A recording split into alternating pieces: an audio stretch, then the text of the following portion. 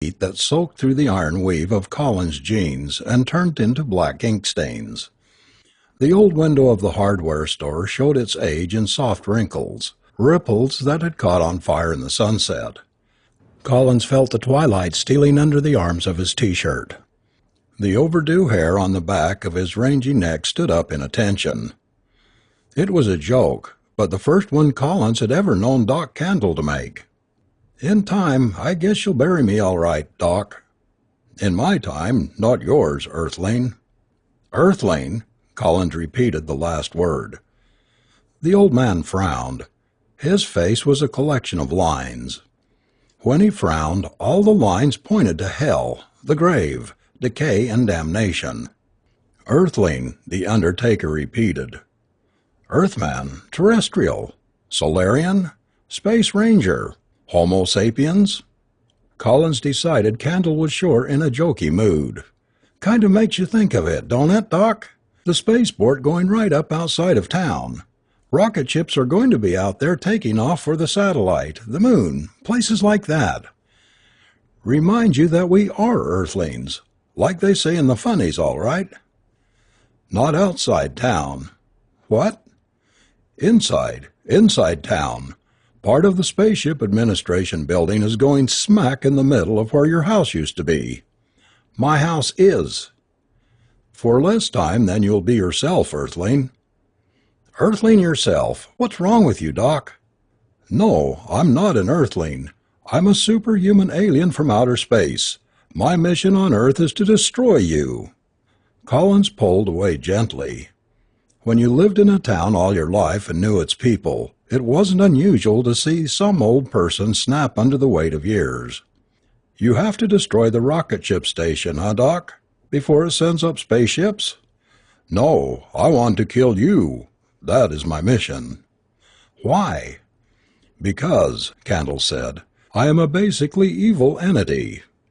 The undertaker turned away and went skittering down Main Street, his lopsided gait limping, sliding, hopping, skipping, at a refined leisurely pace. He was a collection of dancing, straight black lines. Collins stared after the old man, shook his head and forgot about him. He moved into the hardware store. The bell tinkled behind him. The store was cramped with shadows and the smell of wood and iron. It was lined off as precisely as a checkerboard, with counters, drawers, compartments. Ed Michaels sat behind the counter, smoking a pipe. He was a handsome man, looking young in the uncertain light, even at 50. "Hi, Ed. You closed?" "Guess not. Sam, what are you looking for?" "A pound of 10-penny nails." Michaels stood up. Sarah Comstock waddled energetically out of the back. Her sweet, angelic face lit up with a smile. "Sam Collins! Well, I guess you'll want to help us murder them." "Murder?" Collins repeated. "Who?" "Those Air Force men who want to come in here and cause all the trouble." "How are you going to murder them, Mrs. Comstock?" "When they see our petition in Washington, D.C., they'll call those men back pretty quick." "Oh," Collins said. Mrs. Comstock produced the scroll from her voluminous handbag. "You want to sign, don't you? They're going to put part of the airport on your place. They'll tear down your house." "They can't tear it down. I won't sell." "You know government men. They'll just take it and give you some money for it. Sign right there at the top of the new column, Sam." Collins shook his head. "I don't believe in signing things. They can't take what's mine." "But Sam, dear, they will. They'll come in and push your house down with those big tractors of theirs. They'll bury it in concrete and set off those guided missiles of theirs right over it." "They can't make me get out," Sam said. Ed Michaels scooped up a pound, 1 ounce of nails and spilled them onto his scale. He pinched off the excess, then dropped it back in and fed the nails into a brown paper bag. He crumpled the top and set it on the counter. "That's 29 plus 1, Sam. 30 cents. Collins laid out a quarter and a nickel and picked up the bag. "Appreciate you doing this after store hours, Ed." Michaels chuckled. I wasn't exactly getting ready for the opera, Sam. Collins turned around and saw Sarah Comstock still waiting, the petition in her hand. Now what's a pretty girl like you doing, wasting her time in politics? Collins heard himself ask. Mrs. Comstock twittered. I'm old enough to be your mother, Sam Collins. I like mature women. Collins watched his hand in fascination as it reached out to touch one of Sarah Comstock's plump cheeks, then dropped to her shoulder and ripped away the strap sleeve of her summer print dress. A plump, rosy shoulder was revealed, splattered with freckles. Sarah Comstock put her hands over her ears as if to keep from hearing her own shrill scream. It reached out into pure soprano range. Sarah Comstock backed away, into the shadows, and Sam Collins followed her, trying to explain, to apologize. Sam! Sam! The voice cut through to him and he looked up. Ed Michaels had a double-barreled shotgun aimed at him. Mrs. Michaels' face was looking over his shoulder in the door to the back, her face a sick white. You get out of here, Sam, Michaels said. You get out and don't come back, ever. Collins' hands moved emptily in the air. He was always better with his hands than words, but this time even they seemed inexpressive. He crumpled the sack of nails in both fists and turned and left the hardware store. His house was still there, sitting at the end of Elm Street, at the end of town, on the edge of the prairie. It was a very old house. It was decorated with gingerboard, a rusted-out tin rooster comb running the peak of the roof, and stained-glass window transoms. And the top of the house was joined to the ground floor by lapped fish scales, as though it was a mermaid instead of a house. The house was a golden house. It had been painted brown against the dust, but the keening wind, the relentless sun, the savage rape of the thunderstorms, they had all bleached the brown paint into a shining pure gold. Sam stepped inside and leaned back against the front door, the door a full length of glass with a border of glass emeralds and rubies. He leaned back and breathed deep. The house didn't smell old, it smelled new. It smelled like sawdust and fresh-hewn lumber, as bright and blonde as a high school senior's crew cut. He walked across the flowered carpet. The carpet didn't mind footsteps or bright sun. It never became worn or faded. It grew brighter with the years, the roses turning redder, the sunflowers becoming yellower. The parlor looked the same as it always did, clean and waiting to be used.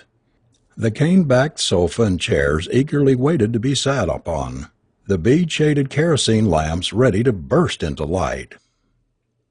Sam went into his workshop. This had once been the ground-level master bedroom, but he had had to make the change. The work table held its share of radios, toasters, TV sets, an electric train, a spring-wind Victrola. Sam threw the nails onto the table and crossed the room, running his fingers along the silent keyboard of the player piano. He looked out the window. The bulldozers had made the ground rectangular, level and brown, turning it into a gigantic half-cent stamp. He remembered the mail and raised the window and reached down into the mailbox. It was on this side of the house, because only this side was technically within city limits. As he came up with the letters, Sam Collins saw a man sidling along a plumb line towards his house. He shut the window. Some of the letters didn't have any postage stamps, just a line of small print about a $300 fine. Government letters. He went over and forced them into the tightly packed coal stove. All the trash would be burned out in the cold weather. Collins sat down and looked through the rest of his mail. A new catalog of electronic parts. A bulky envelope with 2 paperback novels by Richard S. Prather and Robert Bloch he had ordered. A couple of letters from Hams. He tossed the mail on the table and leaned back. He thought about what had happened in the hardware store. It wasn't surprising it had happened to him. Things like that were bound to happen to him. He had just been lucky that Ed Michaels hadn't called the sheriff. What had got into him? He had never been a sex maniac before.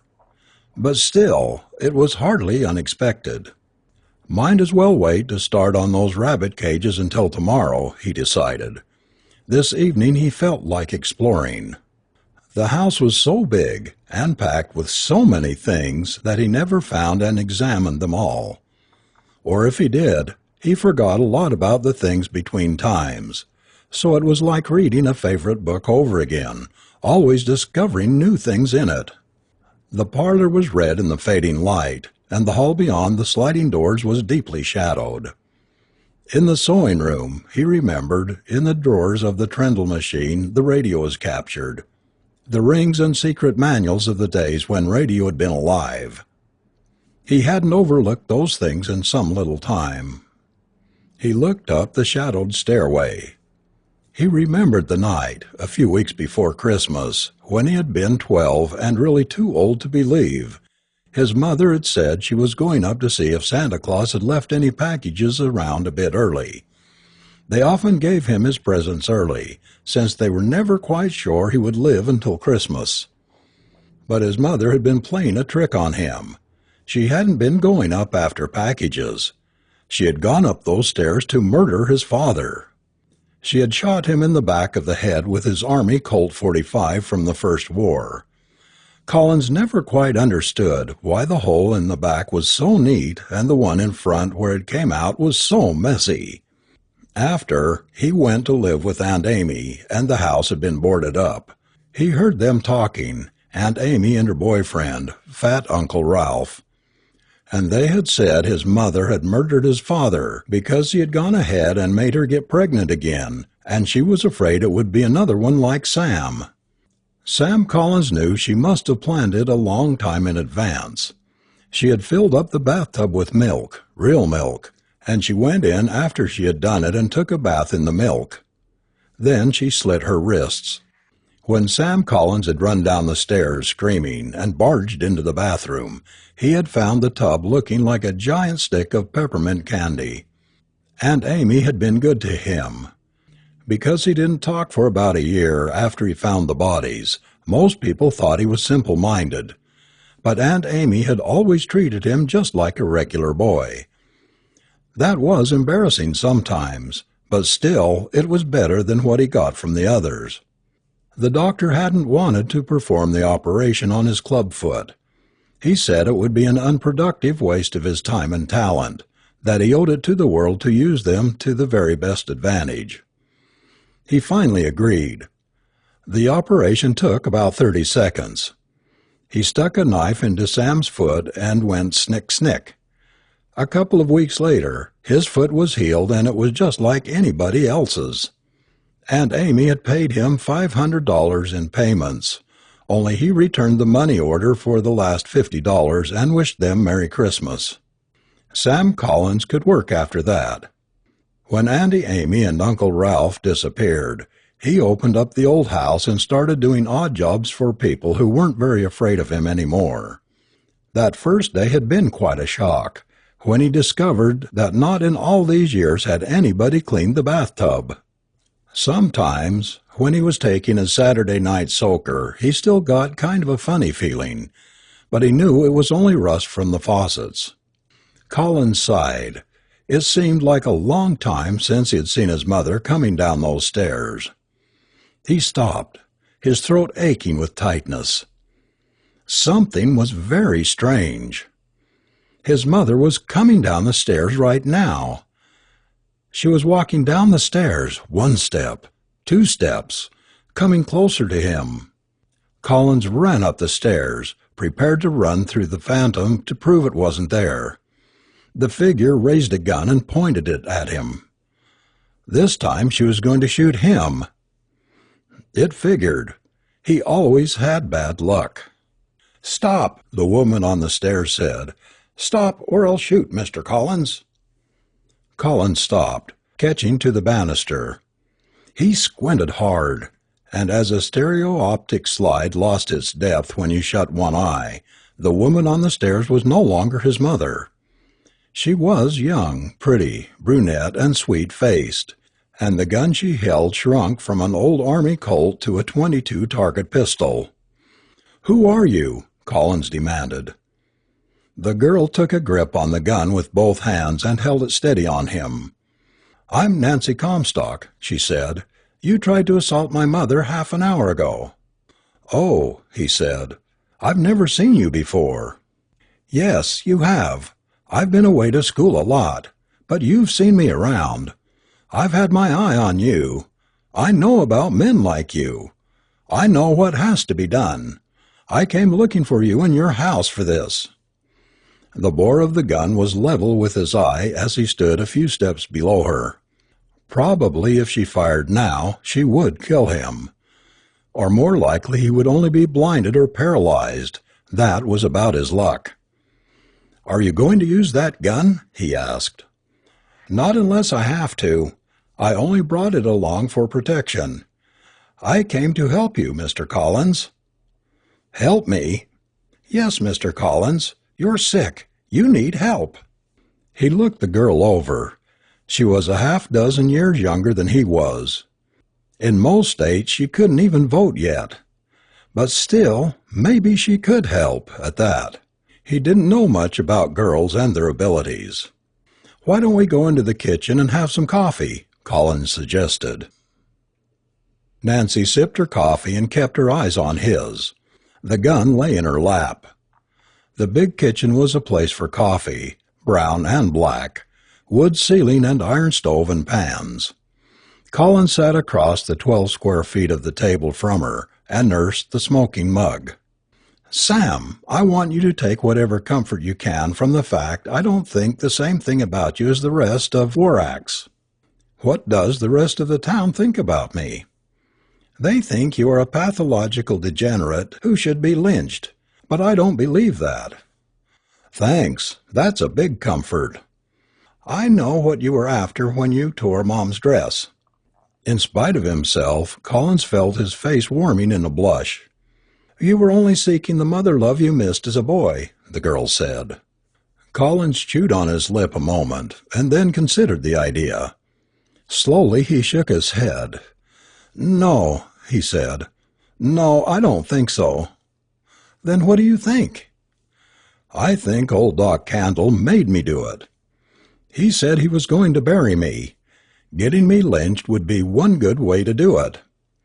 Ed Michaels almost blew my head off with his shotgun. It was close. Doc Candle almost made it. He didn't miss by far with you and that target pistol either." "Sam, may I call you Sam?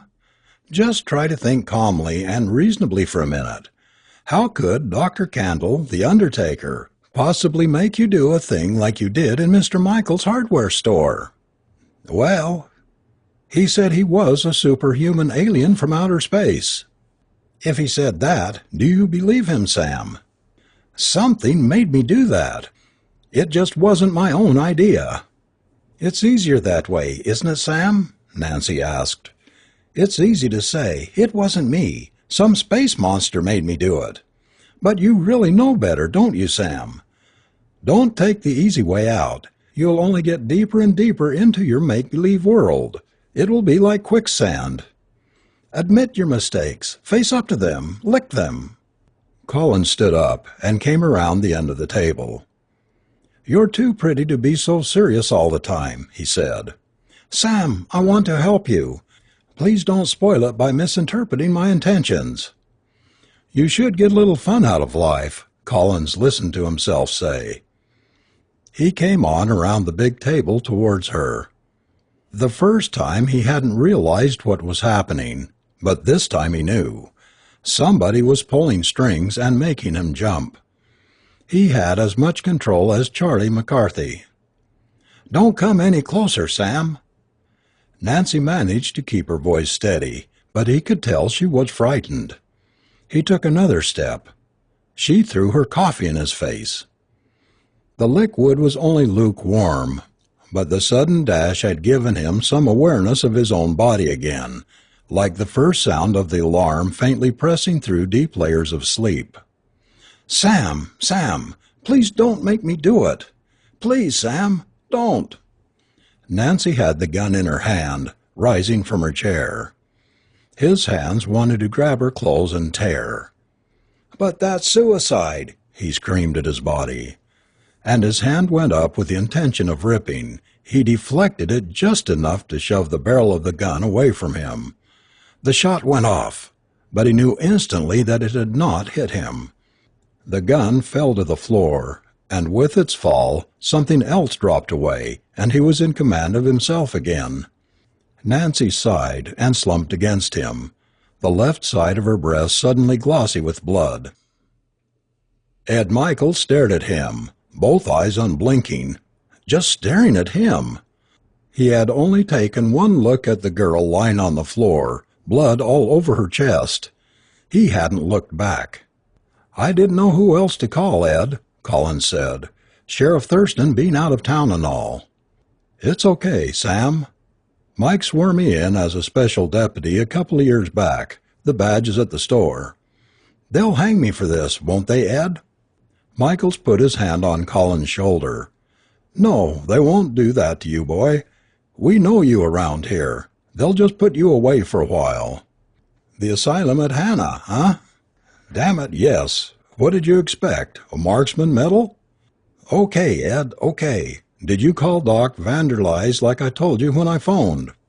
Michaels took a folded white handkerchief from his pocket and wiped his square-jawed face. "You sure are taking this calm, Sam. I'm telling you, Sam, it would look better for you if you at least acted like you were sorry. Doc Vanderlys is up in Wisconsin with Mike. I called Doc Candle." "He's an undertaker," Collins whispered. "Don't you expect we need one?" Michaels asked. Then, as if he wasn't sure of the answer to his own question, he said, "Did you examine her to see if she was dead?" I don't know much about women. I wouldn't be able to tell." It didn't sound like a very good excuse to Collins. "I guess she's dead," Collins said. "That's the way he must have wanted it." "He? Wait a minute, Sam.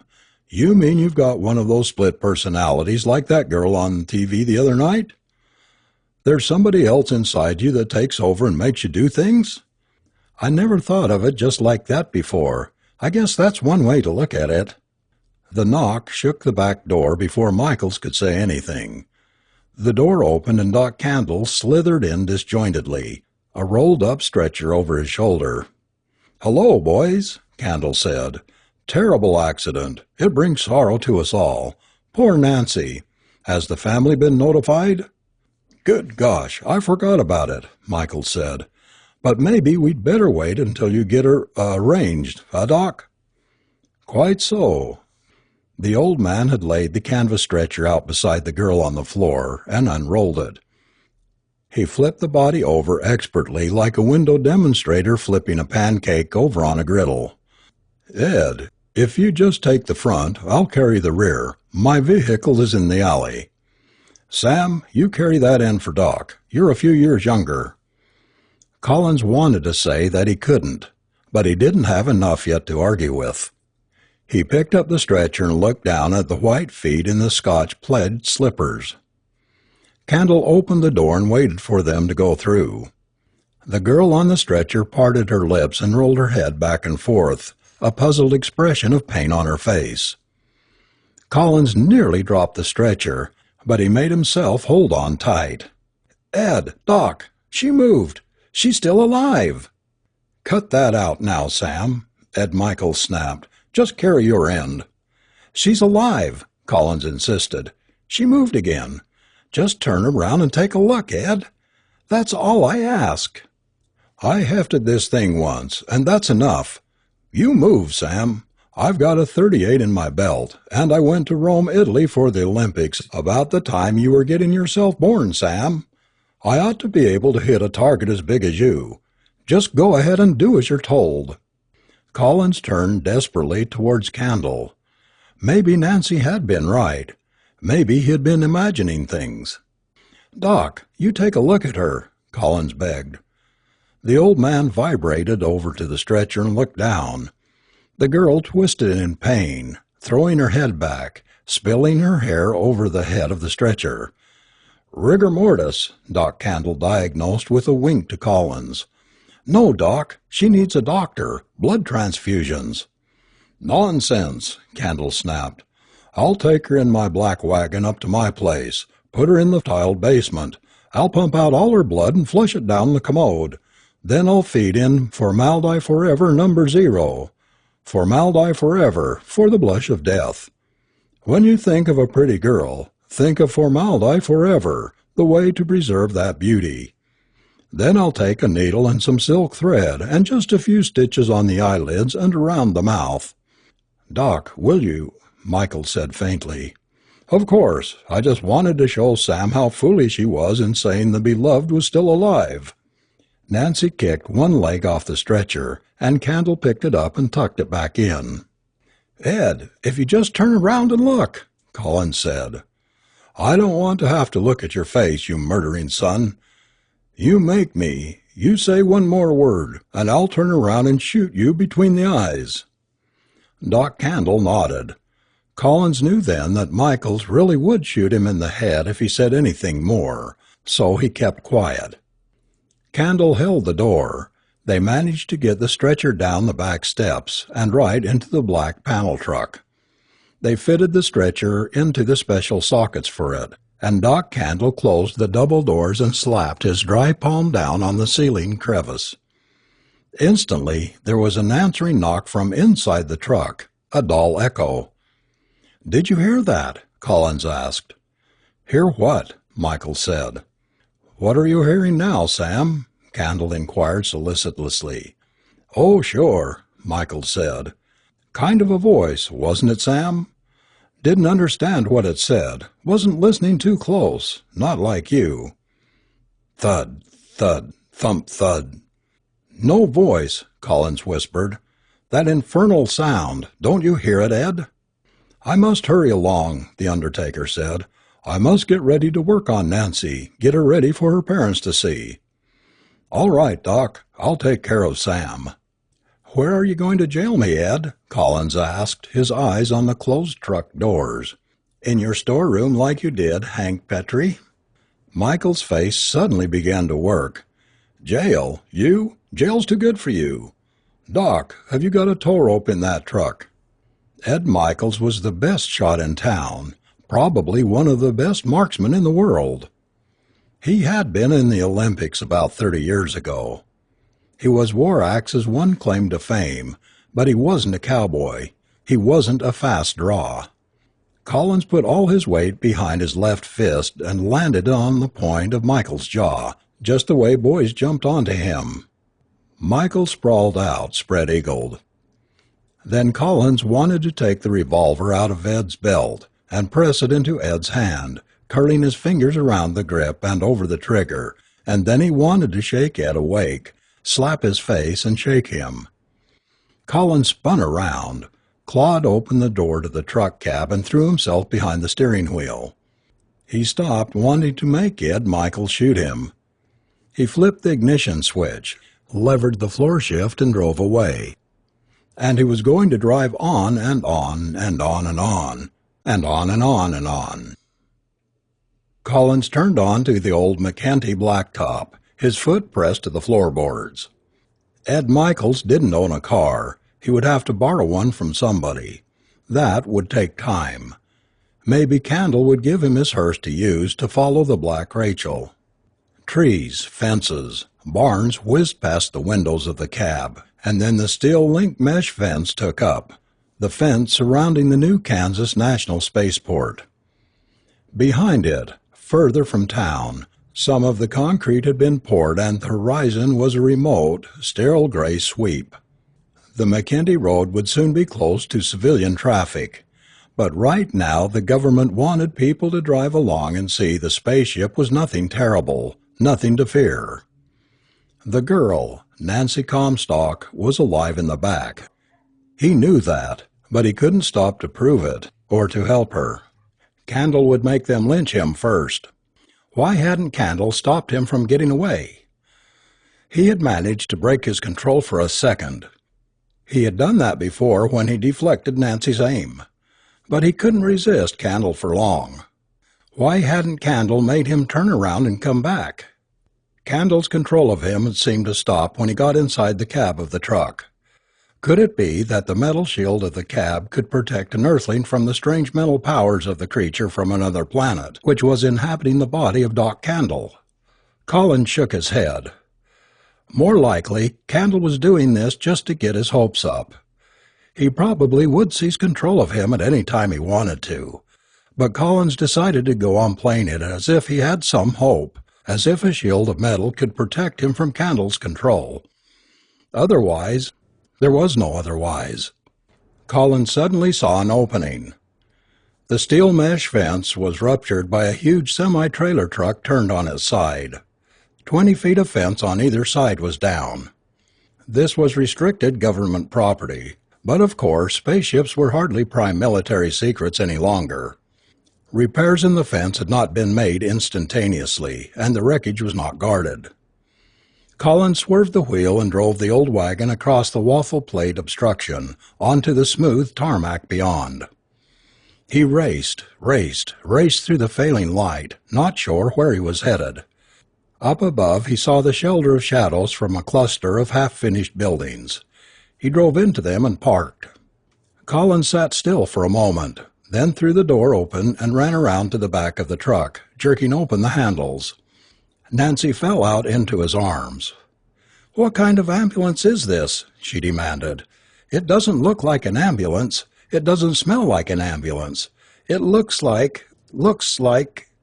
Collins said, "Shut up. Get out of there. We've got to hide." "Why?" "They think I murdered you."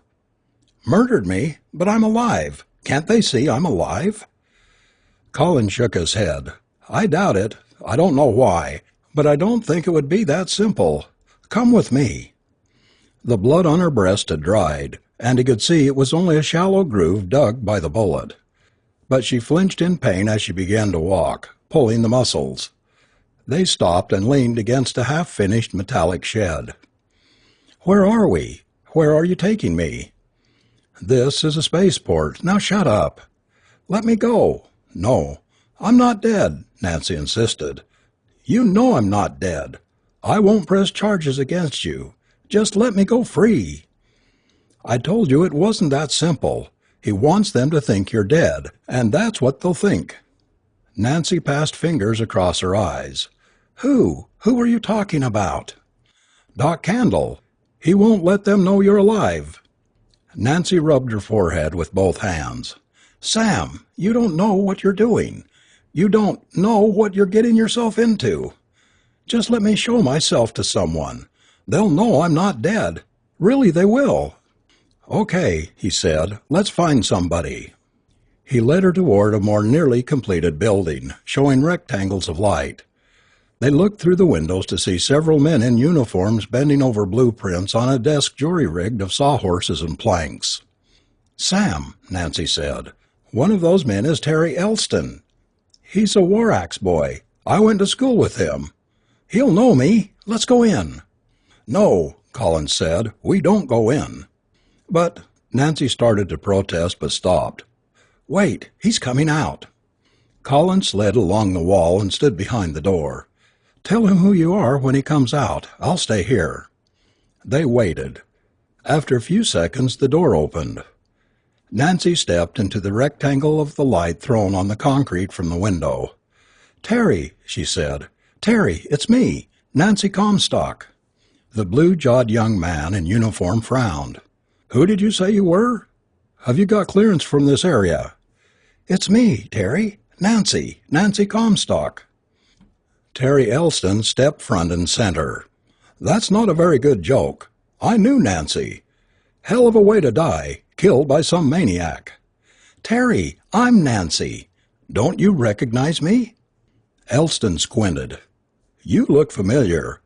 You look a little like Nancy, but you can't be her, because she's dead."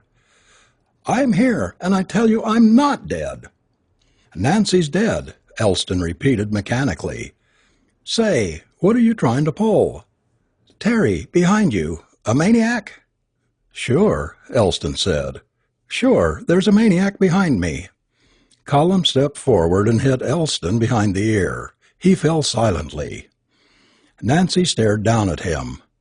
He refused to recognize me. He acted like I was crazy, pretending to be Nancy Comstock. "Come along," Collins urged.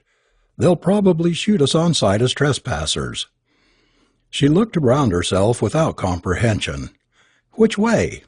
"This way." Collins did not say those words. They were said by the man with the gun in the uniform like one worn by Elston. He motioned impatiently. "This way! This way!" "No priority," Colonel Smith Borick said as he paced back and forth, gun in hand. From time to time he waved it threateningly at Collins and Nancy, who sat on the couch in Smith Borick's office. They had been sitting for close to 2 hours. Collins now knew the colonel did not intend to turn him over to the authorities. They were being held for reasons of Smith Borick's own.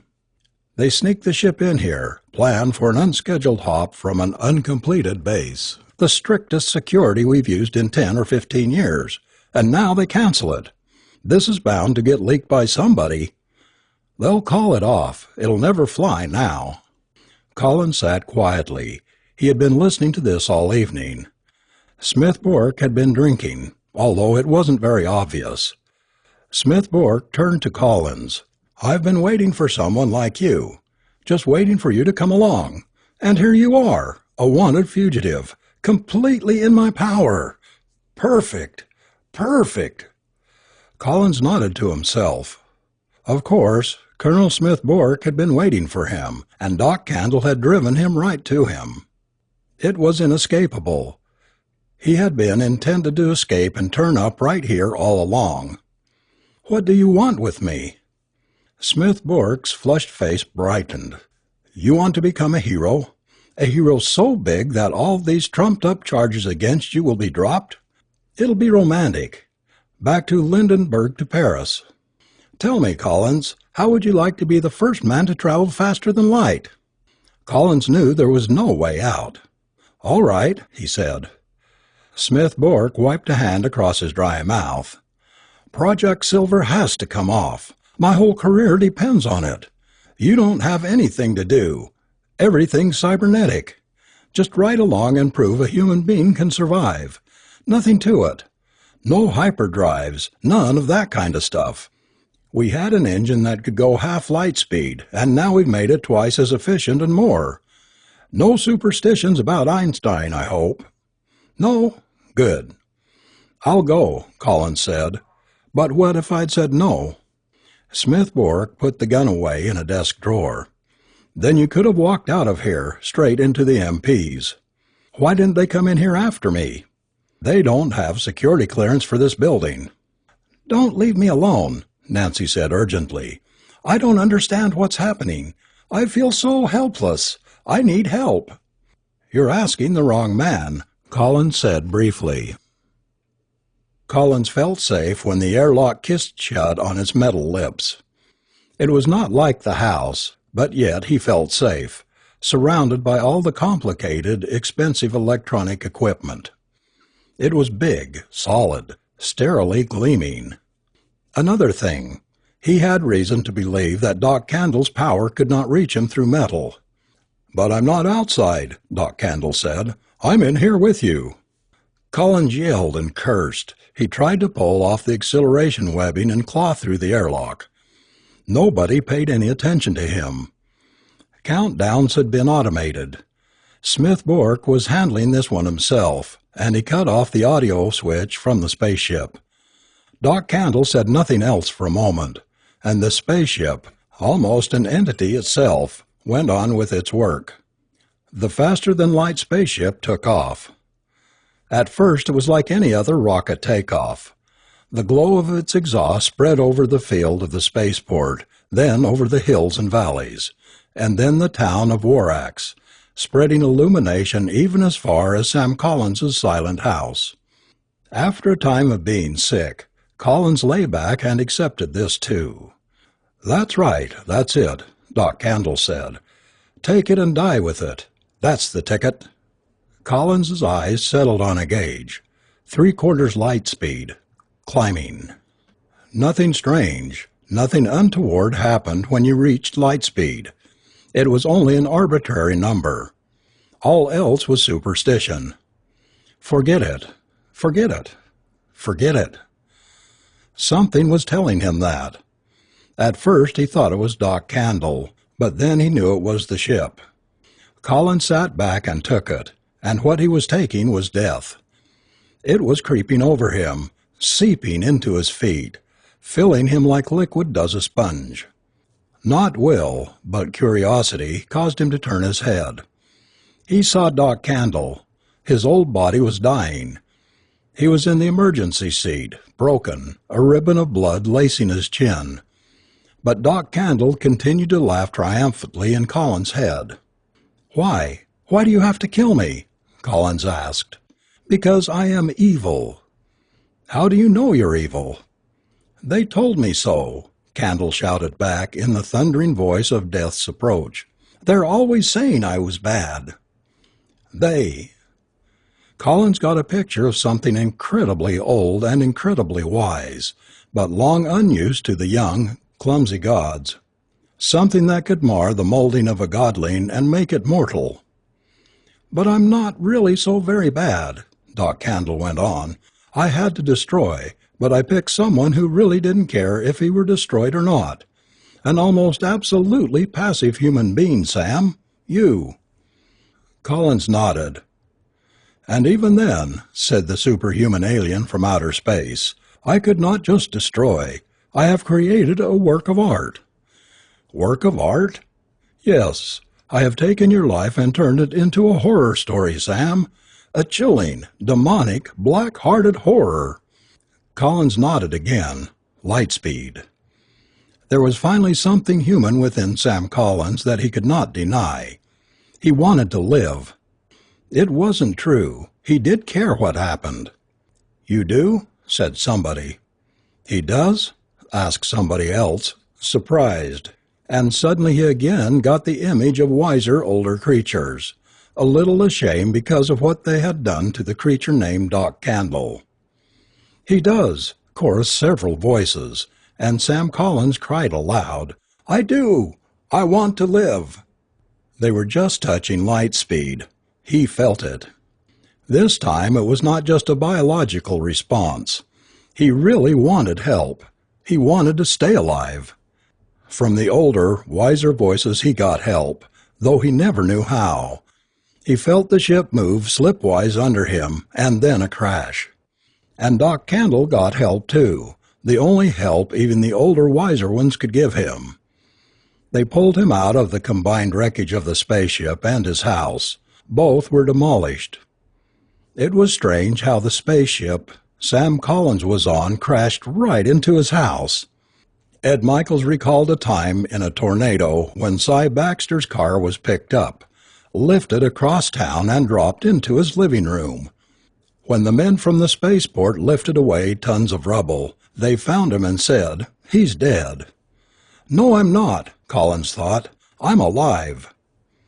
And then they saw that he really was alive, that he had come through it alive somehow, and nobody remembered anything like it since the airliner crash in '59. A while later, after they found Doc Candle's body and Court-Martial Smith Bourke, who took drugs, Nancy was nuzzling him on his hospital bed. It was nice, but he wasn't paying much attention. "I'm free," Collins thought as the girl hugged him. "Free." He kissed her. "Well," he thought while she was kissing him back, "as free as I want to be, anyway." End of Chapter 1.